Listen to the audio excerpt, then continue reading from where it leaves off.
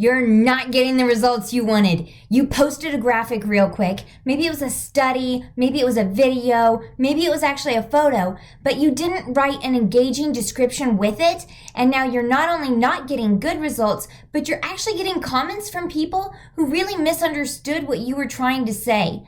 So, here's what you need to do to adjust that media. You need to write an important part, the description, also called the caption, on Instagram. So I'm going to show you how to batch write those captions to engage people and educate them to the point that they're ready to make an appointment. Hey, I'm Jenna with Adjust Your Media. Let's change more lives by changing your marketing. So the first part of a description is the hook. In journalism, we call it above the fold of the newspaper. So it is that first little line on Instagram before people have to click read more. That is where we need to engage their interest. We need to give them a reason to read more. So that hook could be something like a call out, like, hey, parents, or does this sound familiar? It could be a juicy share, like, I've never admitted this, or how our patient achieved this. It could also be a question. It could also be something where you're telling them, here's the 4 things you should or shouldn't do to achieve this health result.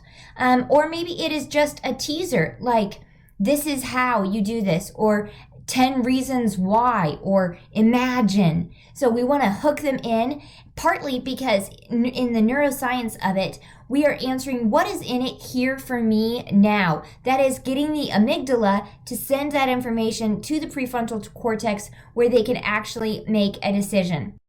So the next part of our description of our caption needs to be full of storytelling, whether you're actually telling a story of a patient or whether you're just using storytelling methods. There's a lot of S's that we can use, so I'm going to tell you how to use the S's of storytelling. We want to be succinct. Don't rattle on and on. We want to use sensory information that brings it really to life when you can smell it, taste it, feel it. Also, using stats and studies, that is a lot of social proof, but we want to make sure that they are not getting too dry and that you cite your source.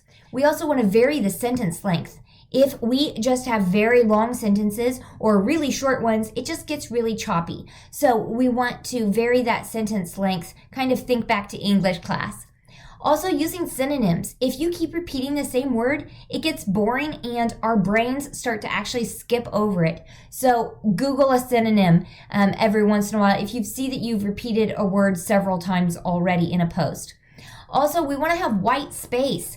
On an Instagram caption, we have tired eyes. We need to have some space between the lines. I would say a paragraph shouldn't be more than 1 or 2 sentences. And if it's a long sentence, just put some white space on either side of that long sentence.